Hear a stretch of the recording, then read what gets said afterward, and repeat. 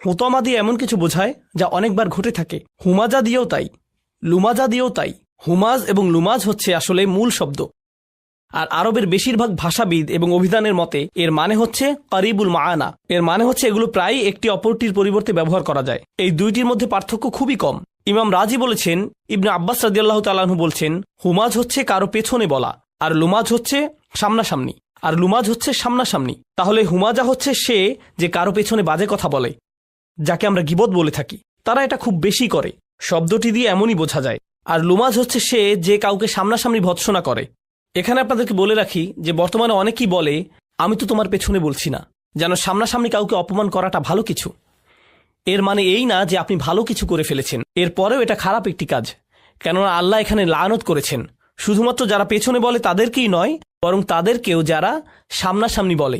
এটা কোনো বড় কিছু নয়, কিংবা বড় কোনো মর্যাদাবান কাজ নয় যে আপনি কাউকে সবার সামনে হেউ করে বীরত্ব দেখাবেন। এখন ইমাম রাজি এখানে দুইটি গুরুত্বপূর্ণ কথা বলেছেন। একটি হলো মুসলিমরা আসলে অবনতির দিকে যাচ্ছে। 3 জন বা 4 জন, ধরা যাক 4 জন মুসলিম একসাথে দুপুরের খাবার খাচ্ছে।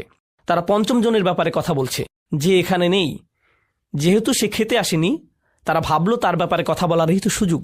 আবার এদের মধ্যে একজন যদি বলে, ওহ আমার এখন যেতে হবে, আমার একটা মিটিং আছে, এরপর সে চলে গেল। এবার 3 জন বাকি থাকলো।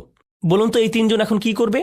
তারা 4র্থ জনকে নিয়ে বলা শুরু করবে, সে একজন ভালো মানুষ, কিন্তু তার কি সমস্যা জানেন? এটা বলে সে বলা শুরু করবে। আরও ভয়ঙ্কর হচ্ছে, কখনো হয়তো তাকে আসলে যেতেও হবে না, বাকি 3 জন এমনিতেই তার উপর চড়াও হবে এবং অপমান করবে। আমরা শুধু মজা করছি, তুমি বুঝতে পারছো? আমরা তো মজা করছি, তাই না? কেবল মজা করছি। অর্থাৎ মূল কথা হচ্ছে, কাউকে সবার সামনে অপমান করা কোনো বড় বিষয় নয়, কারণ এটা তো বন্ধুদের মধ্যেই, তাই না? এটা কারা করে? কোনো শত্রু তো এমন করবে না, কোনো ট্রেন স্টেশনে বা অফিসে তো এমনটি হবে না। এটা হয় শুধু বন্ধুদের মধ্যে, আর এটা অনেক বেশি হয়। এজন্যই শব্দটি দিয়ে বোঝানো হয়েছে যে এটা অনেক বেশি হয়ে থাকে। এটা গেল প্রথম বিষয়।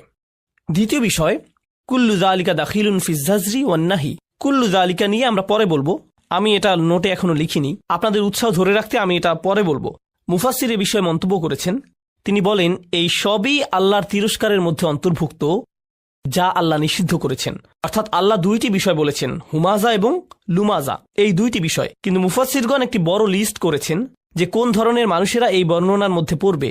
এখানে কেবল 2 জন মানুষ নয়, এখানে অনেক ধরনের আচরণের কথা বলা হয়েছে, যা এই 2টি শব্দের মাধ্যমে বোঝানো হয়েছে। আর এই অনুচ্ছেদের শেষে মূলত বলা হয়েছে, যেমন তাফসিরে কাবিরে ফখরুদ্দিন আর রাজি বলেন, কুল্লু যালিকা দাখিলুন, এর সব কিছুই আমি এখানে যা যা বর্ণনা করেছি। আমি যখন এটা পড়ছিলাম, আমি দেখলাম 4 পৃষ্ঠার বর্ণনা। 4 পৃষ্ঠার বর্ণনা এসেছে শুধু এটা বোঝাতে যে হুমাজা কারা আর লুমাজা কারা। আর এই সবগুলি তিরস্কার ফিজ জাজর, অর্থাৎ তিরস্কার, আল্লাহর হুঁশিয়ারি এই সূরায় এসেছে। এরপরে যেটি গুরুত্বপূর্ণ তা হলো, কখন এই ধরনের আচরণ হয়ে থাকে, কখন কেউ এমন আচরণ করে যা হুমাজ এবং লুমাজের অন্তর্ভুক্ত। তারা মানুষের সামনে এবং পেছনে অপমানকর কথা বলে। আল্লাহ এখানে তাদের কথা বলছেন যারা এটা অনেক বেশি করে, যাদের স্বভাবই এমন এবং সবসময় এমন করে। কিভাবে এটা মানুষের আচরণের মধ্যে ঢুকে যায়, কিভাবে তারা এমন হয়ে যায়? এটা তাদের ব্যক্তিত্বের মধ্যে ঢুকে যায়। তারা এর বাইরে অন্য কিছু ভাবতে পারে না, তাদের কোনো বড় লক্ষ্য উদ্দেশ্য নেই, তাই তাদের লক্ষ্য হয়ে ওঠে অন্য কেউ। অনেক সময় কি হয় জানেন, এমন সব নিয়ে পুরো উপন্যাস, টিভি শো, এমনকি পুরো সাহিত্যের পুরো একটা রীতি গড়ে উঠেছে। যখন মানুষের নিজের ভালো কিছু করার থাকে না, তারা অন্যদের নিয়ে বেশি চিন্তিত হয়ে পড়ে। এমনকি এই ধরুন হাস্য ব্যঙ্গাত্মক আলাপ, বিশেষ করে মফস্বলে দেখা যায়, যেখানে সব সময় চলতে থাকে, ওদের উঠান আমাদের চেয়ে বড়, কিংবা দেখেছো ওরা কি করছে, ওরা কেমন গাড়ি কিনেছে, আমি শুনেছি এটা হয়েছে সেটা হয়েছে।